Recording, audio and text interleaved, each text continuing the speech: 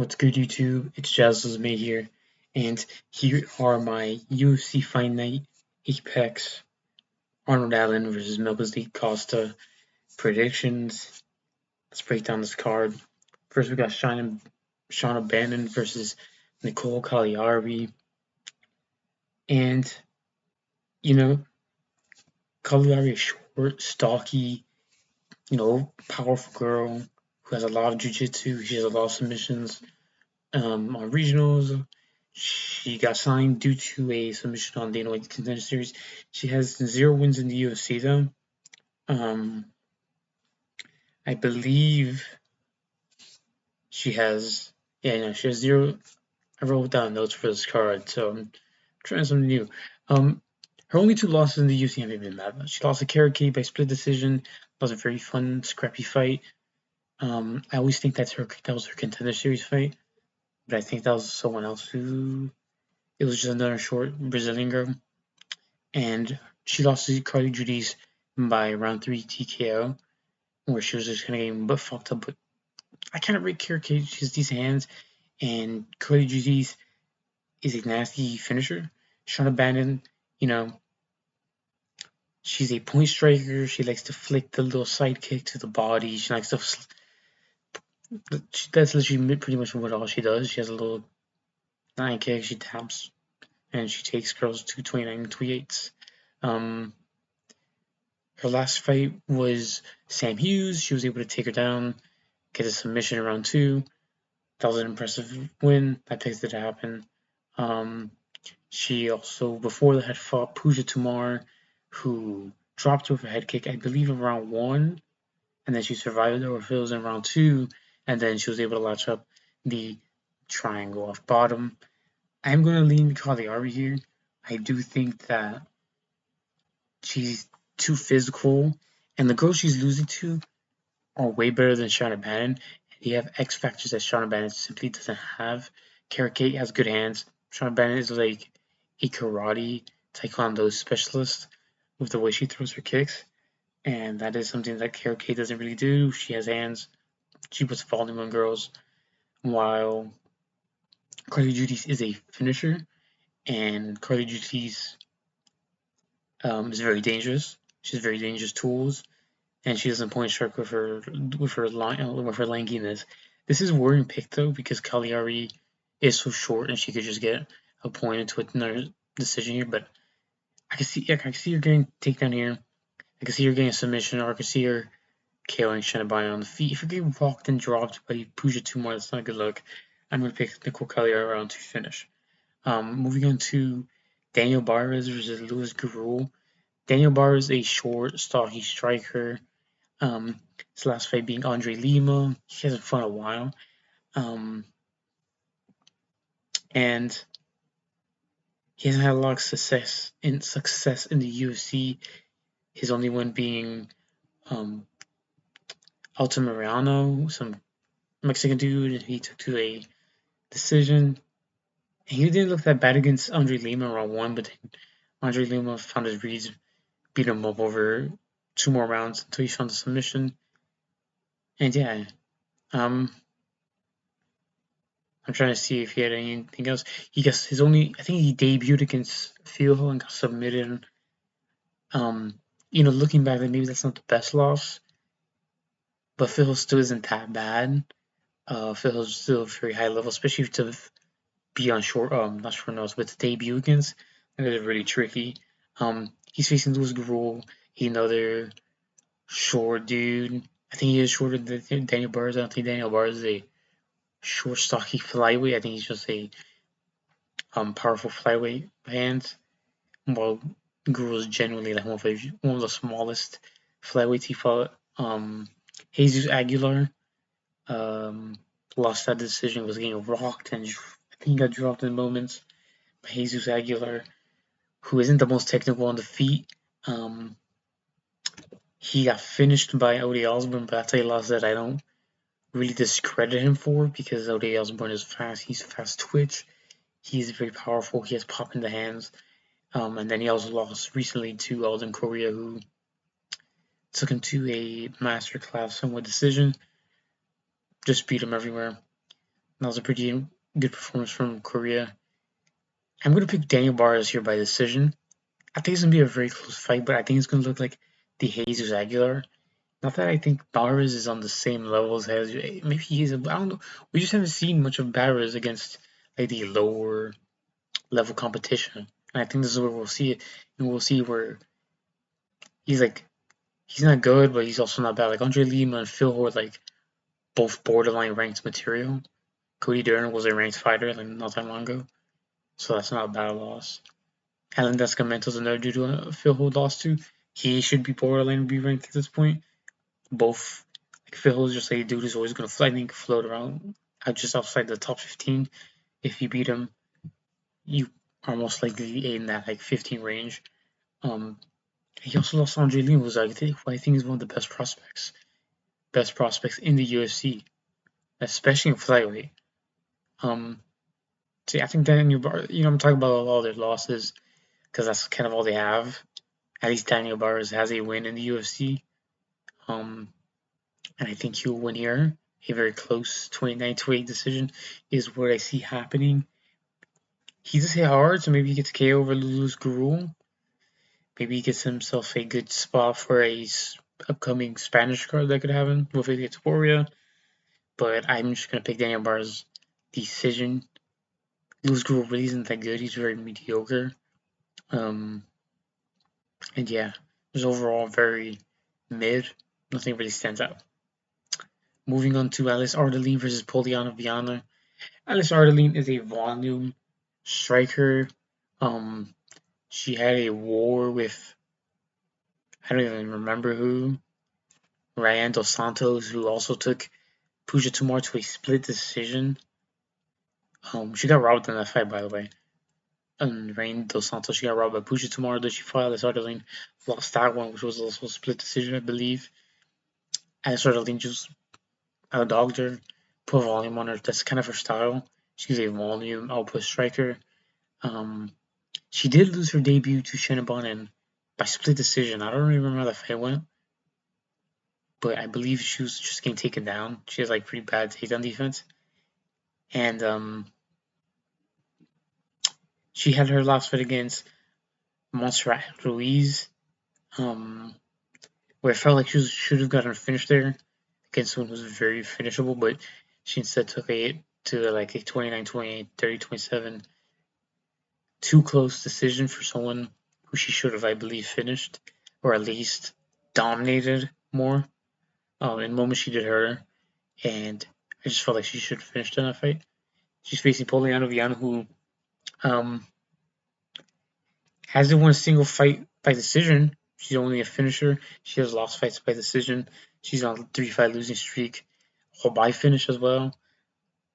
Lucindo, last minute Lucindo, who we now know is who pops.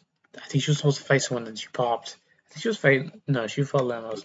She was supposed to fight someone else. She popped. Jillian Robertson TKO'd her, but Jillian Robertson's a high-ranked fighter.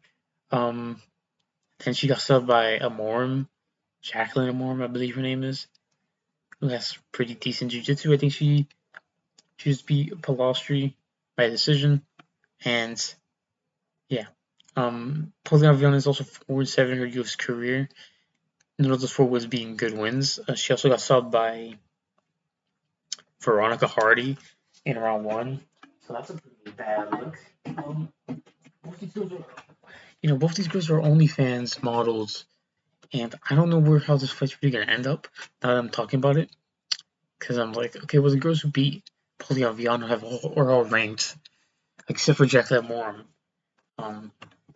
And like Jillian Roberts is a high-ranked girl who has the grappling and was able to beat her. Lucindo was a highly ranked WMA fighter who only lost to Lemos, and then the Morm is there. I think I'm gonna have to pick Alice Ardelin. Maybe by decision, but I just think she should be able to finish Viana. I wouldn't be surprised if this is a decision due to Viana just being able to grapple Alice Ardelin, but I really don't think Poliana Viana is gonna, because it feels like she's more in the OnlyFans scene than as Arlene Wood. Yeah. Um, because at least like the way Arlene fights, it feels like she likes to be a fighter. You look at some of her socials, she posts a lot about her fights. She posts a lot of her fucking ass too. Um, it feels like on Napoleon, on the other hand, tell with like drama. She hasn't fought in like a year. She fights like once a year. I feel like Alice Arlene's at least more in tune with wanting to fight. And yeah, I'm gonna have to lean her by like round 2 TKO or something. But I could see his decision to how Alice Arlene looked against Shauna Bannon. I think that fight was on short notice as well, to be fair. How she looked against Montserrat Ruiz, which was her last fight. So yeah, I don't know why I'm spending so much time on these prelims. Cody Burns versus Andrei Petroski is because I wrote notes for this, so I wanted to really wanted to get into it. Cody Burns coming off the 2-fight losing streak that he's on. I think it's maybe a little bit longer. I think it's 2-fight losing streak though. Also, Cameron Austin got TKO'd in round 2. Had that arguable win over Dulcie Johnson, which we're gonna circle back to. He was also kind of making it really close against Mansour Abdul Malik, and he got robbed by McConaughey, who is on a win, who's coming off a win right now.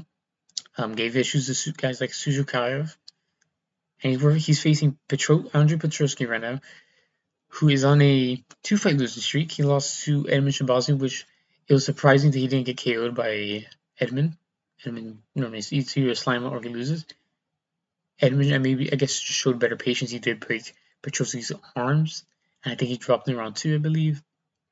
And yeah, and then he lost to He also lost to Cam Robinson. That's his most recent loss.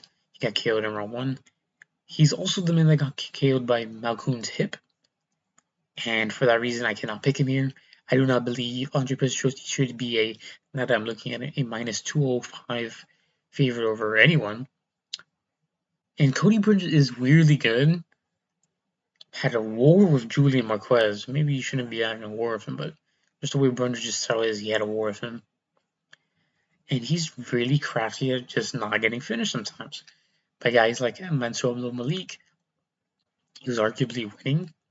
That's why the fight went to a draw, because he was arguably probably gonna win that fight. Abdul Satsman, I forgot his name, the little buff African dude, just battering the back of Cody Burns' head. I think he got himself a DQ or no contest out of that. Burns is that type of dude. And the Dante Johnson fight, I thought he won, but I knew he was going to lose due to the body language. He just didn't eat the shots well. But Dante Johnson, I believe, isn't as chinny as Andre Petroski. We don't know that, obviously. But Andre Petroski is really chinny. And I think Burns can get a round 1, round 2 KO here. He looked better round 1 against McConaughey than Suzukayev. Burns is just really good. He was giving issues to Cam Ross. He got finished by Cam Rosson. But he's giving Cam way more issues than what's his dude's name? Brychek. Like, he is weirdly good, man. So I'm gonna have to lean Cody Burns by KO. I am worried he gets out wrestled here or something, but I feel like he should be able to just find the chin of Petroski or something. Moving on to Ketlin Vieira versus Jacqueline Cavalcanti. Ketlin Vieira coming off the split decision loss to Norma Dumont. Jacqueline Cavalcanti on a great win streak, undefeated in the UFC. I need to drink water. I've been speaking a lot about this UFC Apex card prelims. Jacqueline Cavalcanti coming off the win with Mayra Bruno Silva. Looked decent there. She looked better against Mayra Bruno Silva than Montague, in my opinion. She just kind of schooled Mayra Bruno Silva, who had nothing on the feet for him. Ketlin Vieira did just arguably get robbed by Dumont. I'm gonna have to lead Cavalcanti. I think she'll piece up Ketlin Vieira and it'll be a very boring fight. I can see it being a split decision 29-28 to her, maybe not being the best in the grappling. Ketlin Vieira was able to take down Dumont. So is Jocelyn Edwards, but Jocelyn Edwards is also a really well-rounded MMA fighter at this point. And yeah, that's my only worry because Killian Viewer also did pretty good against the champion Kayla Harrison. So that is something I am gonna be worried about. I don't know if she should be plus 140 underdog, but I am gonna lean Jacqueline Cavalcanti by decision. I think she should just take it to a really different point striking decision. I'm a big fan of Cavalcanti, but that is kind of the fight she takes. Moving on to Tommy Gantz versus Artur Meniv. Two undefeated guys making their debut here. Tommy Gant being a Dana White Contender Series, he got a really nice guillotine in round one in that fight. He's fighting the Ukrainian dude on short notice. He was supposed to be fighting Trey Ogden, who I believe he would have finished in round one sub TKO. Yeah.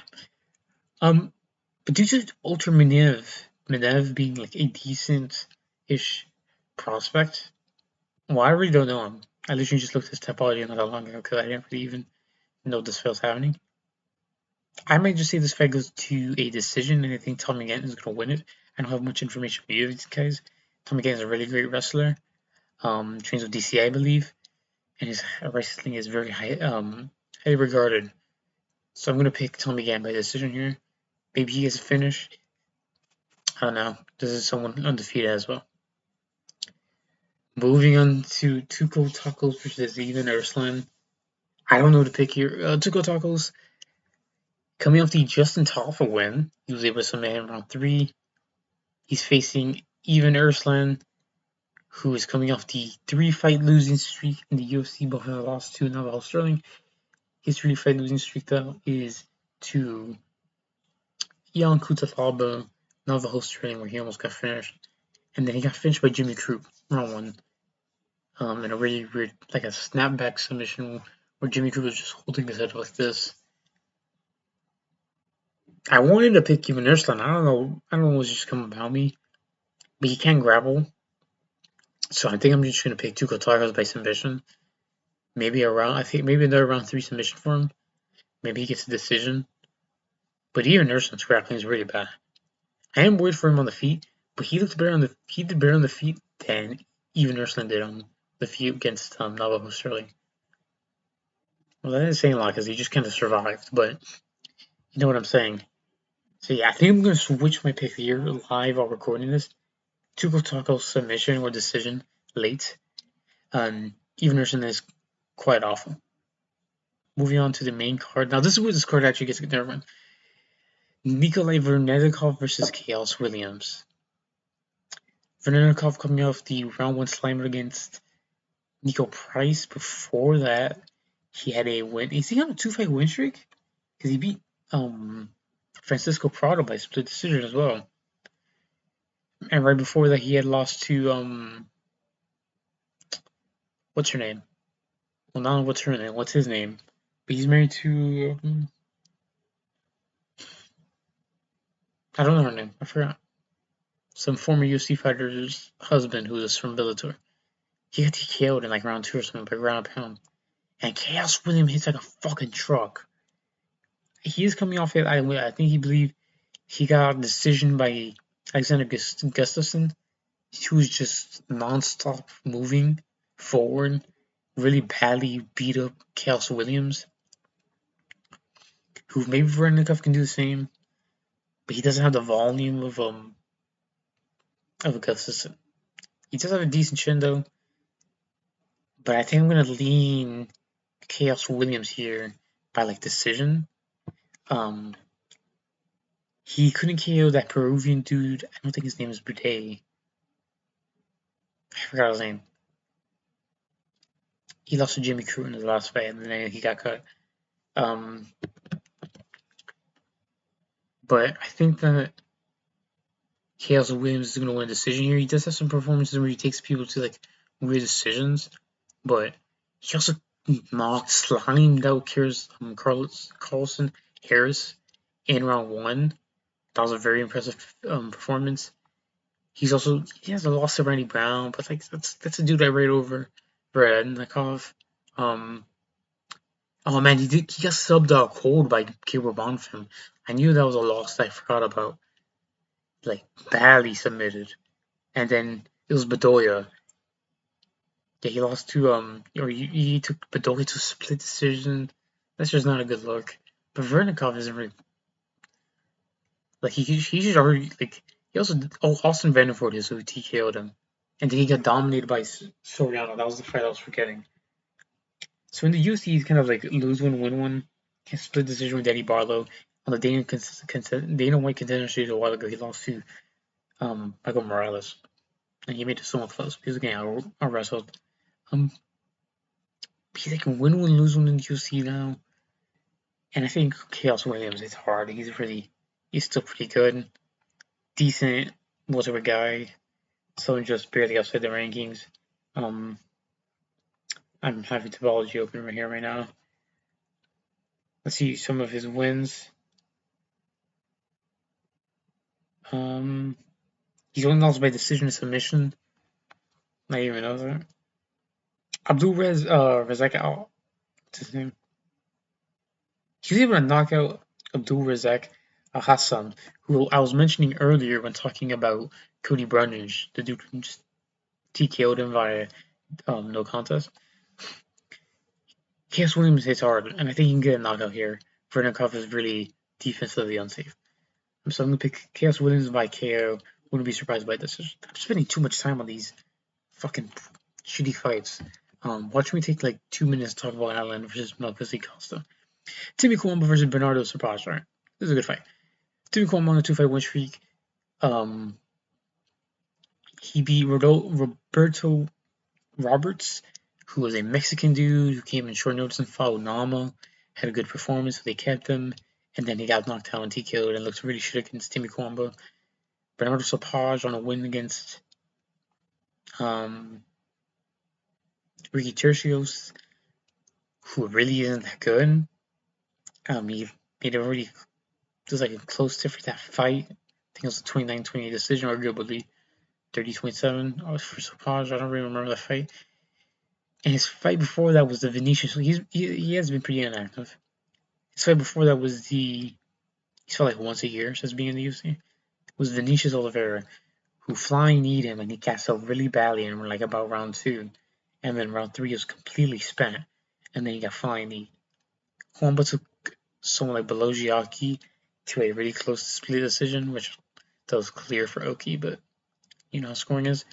And then he just beat Chung Ho Lee in like a weird fight to score, like very close. But Timmy Kwamba cut all the damage, rocked Chung Ho Lee or some shit. I'm gonna lean Bernardo Sapage. I believe he is a little bit better than Timmy Kwamba, especially at bantamweight. Like he's fighting some dude that at he took Oki at 155, I think. Then he moved down to fight Robertson or Roberto Roberts,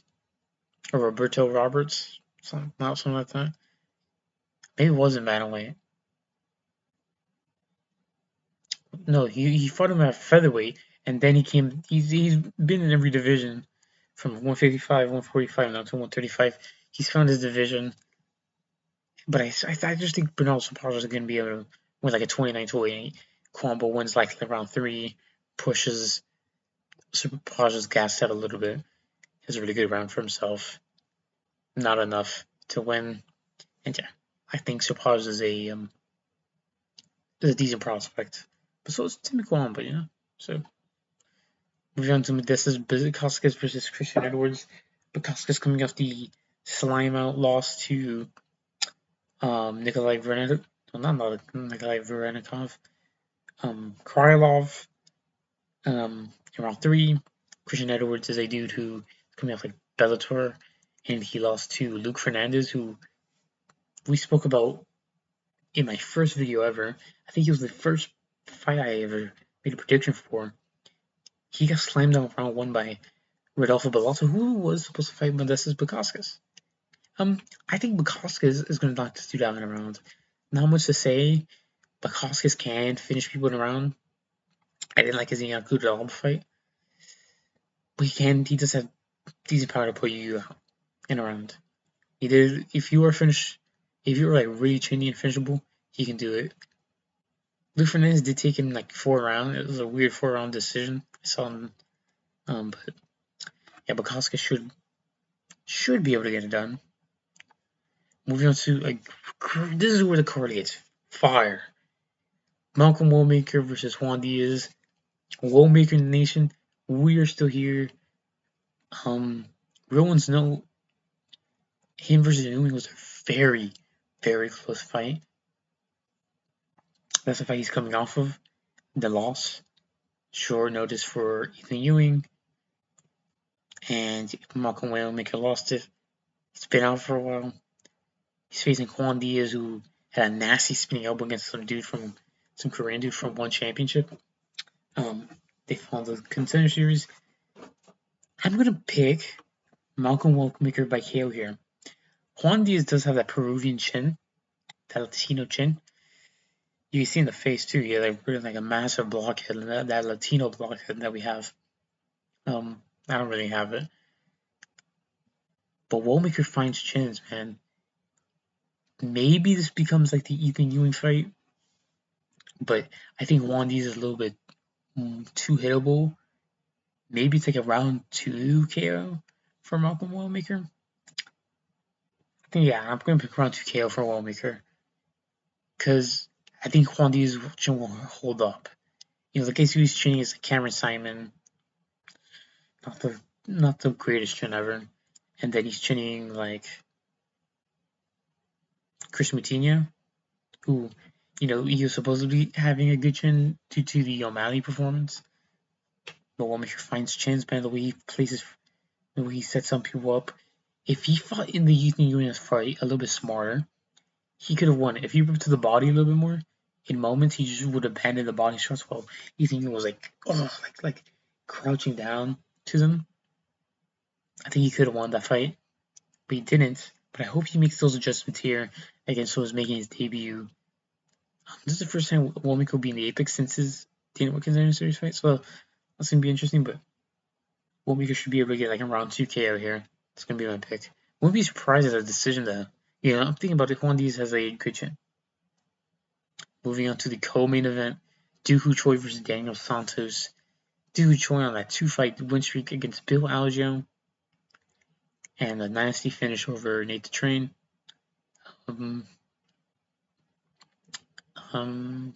He also had a draw with Kyle Nelson a while ago, and he has just been very inactive since he didn't get cut, but he was on like I think a 2-fight losing streak against I think it was the Cubs Swanson loss, then it was the Charles Jourdain loss. No, I think it was the Jeremy Stevens KO loss, then it was the Charles Jourdain KO loss. Then he had to do Korean military service, came back, had a draw with Kyle Nelson in like 2023, fought in 2024 against Bill Algeo. And then I think he also fought the Train that year. Then took a year off. He's back in 2026 now against Daniel Santos, who is on the Korean spree. He literally made a post about this. He made a post about him being the Korean, like the Brazilian judoka, but against Koreans. He beat Jung Young Soon or something like that. I don't know. I'd have to look at it so I get it right. But like some blockhead Brazilian. And then he beat the Korean McGregor, who I forgot his name. I always forget his name because he has like a really similar name to another dude. Daniel Santos had beat Jung Young Lee. That's it. I knew it was Jung. Jung Young Lee was like a bit of some blockhead. Daniel Santos also took it on short notice, and it was up a weight class. Now he's decided to stay at featherweight. Well, this fight was that's right. It was supposed to be something else. Wait, no, I'm talking about something else. Yeah, he beat Jung Young Lee. Looked really good, and almost and his boxing looks so crispy against Jung Young Lee. Then Ju Sing Yu, who is like Korean Zombie Jr. He was like losing round 1, kind of getting overfarmed. He just finds a KO. He looked really sloppy in the fight. He came like a thumb. Came in overweight, but he looked pretty good. He got the knockout. That was impressive. He made the read to just chin Ju Sing Yu. This fight was supposed to happen on, I don't even know what card this is. This rail was supposed to be Ober versus Reyes. And then that got scrapped because I think someone pulled out. Dude, Troy, man, he has a lot of injuries. These knee injuries. I'm gonna pick Daniel Santos by round 2 KO or decision. I think if Daniel Santos can chin him, because he does have power, he does have really good power, especially at featherweight. It's like he was able to catch. The thing about I already forgot his name, the Korean McGregor fighting guy. The way he fights is just like McGregor. He left his chin open and got cracked by a right hand. I don't know if Doo Choi's gonna just do it as well, but he did get chinned by Jourdain, and that's what's making me want to pick Santos by KO here. But I wouldn't be shocked if Daniel Santos takes it to like a good, like a war for like 15 minutes and it's like a 29-28. But yeah, I'm gonna have to lean Daniel Santos. I've been a fan of him for a bit now. I do think he's gonna win this. Both these guys have been super active in their careers. Glad they're kind of fighting each other because it's a sick fight. So yeah, pick was gonna be Daniel Santos by KO, maybe decision. Moving on to the main event, Arnold Allen versus Melchizedek Costa. Who am I gonna curse here, boys? Arnold Allen coming off the John Silva loss. Very close. Very close. Amazing fight. Melchizedek Costa on like a 4-fight win streak. Julian Erosa. Some other dude.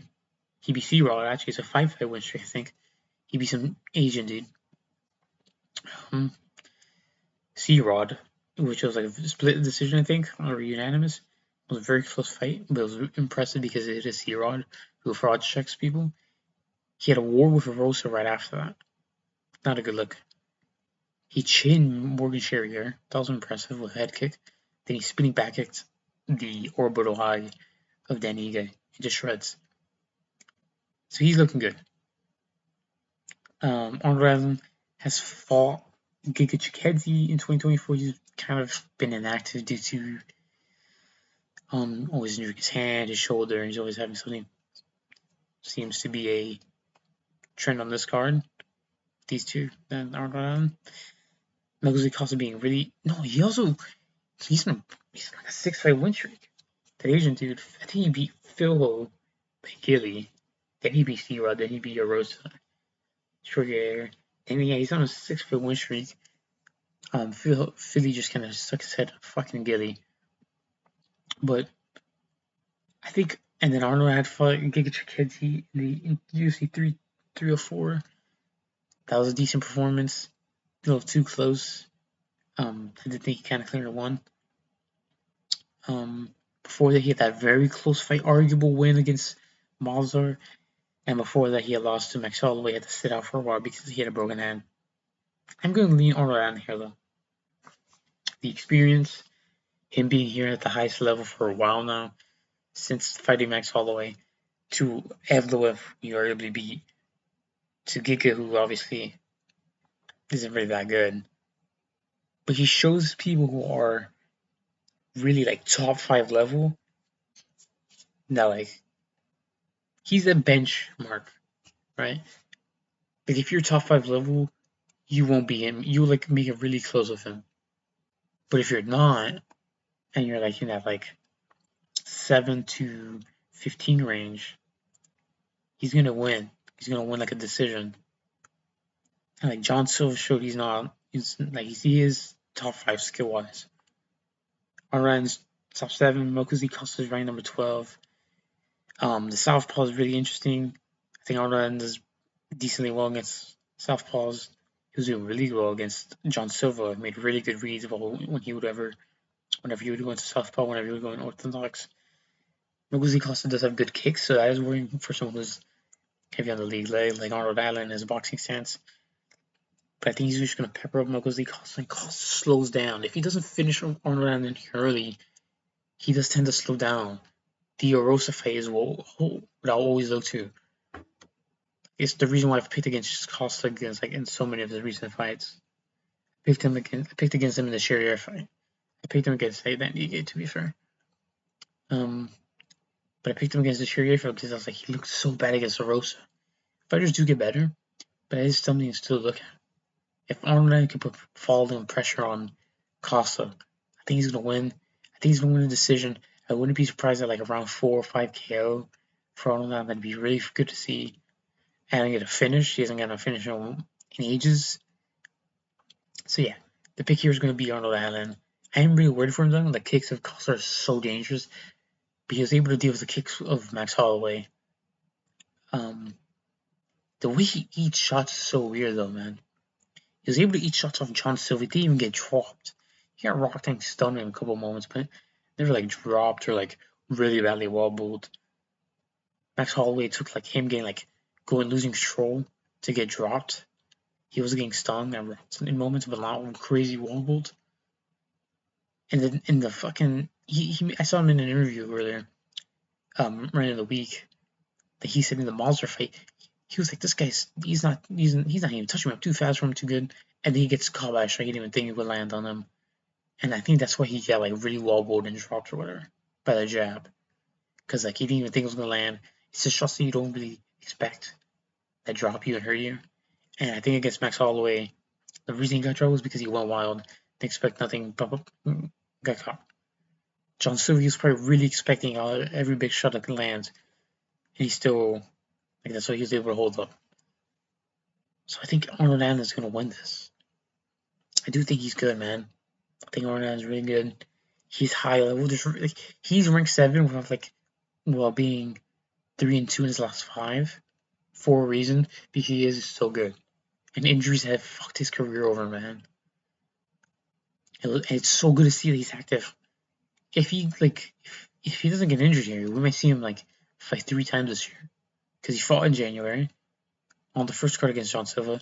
He's fighting almost nearly in about half the year, in midway point of the year. It's May. And if he doesn't take too seriously bad of injury, we could see him like in October, November.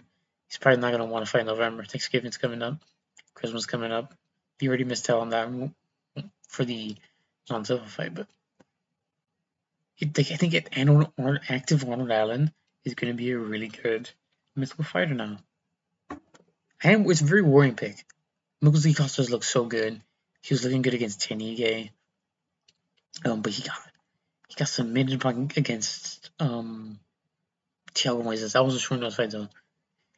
Now that I'm thinking about it, the Steve Garcia fight is going to be something that I look at. Southpaw. Now, obviously, I don't know if Arnold Allen is as dangerous. He's not as dangerous as Steve Garcia. But I think technique for technique, he is better. His footwork's better. Maybe Steve Garcia carries more power. The way he finds the big shots is better, maybe. But Arnold, I think is technically just better than Steve Garcia. Obviously, there was a lot of grappling in the fight, so that affected it. But I think Arnold is so good. He is really good in the striking. He was making Mazur look silly in round 1. I rewatched that fight loads of times. I missed it live. I rewatched it.